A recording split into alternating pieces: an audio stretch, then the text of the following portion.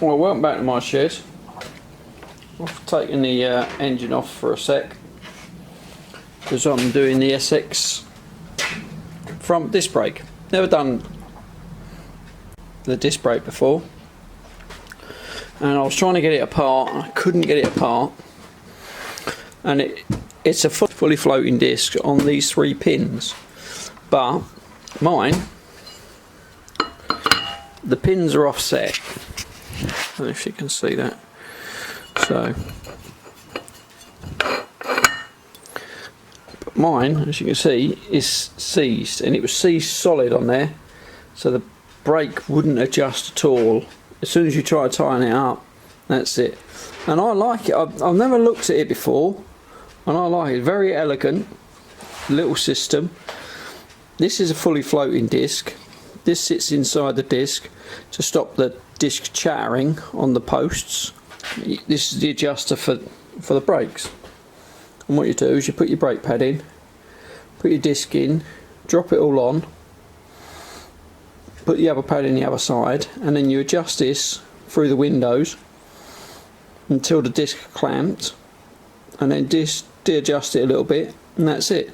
And then you take the slack out of the cable with the adjuster. It's not to adjust the brakes, it's just to take the slack out of the cable. I like it. It's a very elegant little system, you know, designed back in the early 60s, maybe probably late 50s, but because I'm going away I needed a front brake because it just wasn't working. Because this was seized in one position, the pad couldn't be adjusted because it adjusted its touch. So then you had to, when you pulled your lever in, it pulled the other pad in to touch it. But because it was seized, you couldn't adjust it so it would touch. It was just, someone had painted this boss. Someone had painted this and then forced the disc on and try to set it up that way. But it's meant to just sit on there and just float. It's fully floating on the pins. Like I say, this clip sits in the groove at the bottom, this groove there, and that just stops the disc doing that on the pins, just holds it. But it's a really elegant little system, as I keep saying, because I'm a knob. But yeah, so I've got to finish cleaning off. Cleaned it off, some of it, but I've got to finish cleaning that off, clean the centre out of here, although I've already done that, so I can get it just to slip on and off.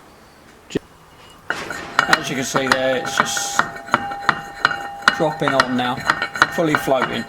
So I'm going to put the spring back in and then try it again. Right, so there's the spring in there,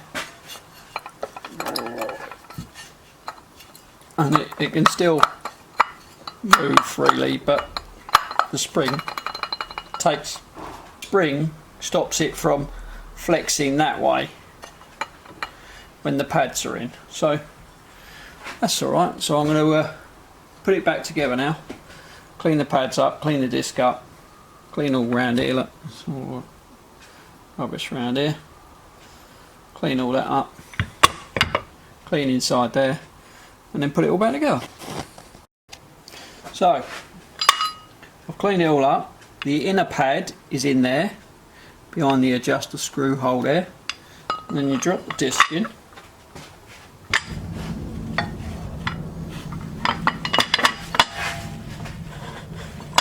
So yeah, a little bit of persuasion to get the disc on. Now it's sitting in there. I've cleaned the pad up, so I'll drop the outer pad in. He says.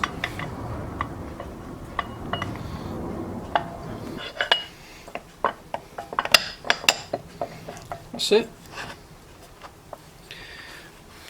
Right.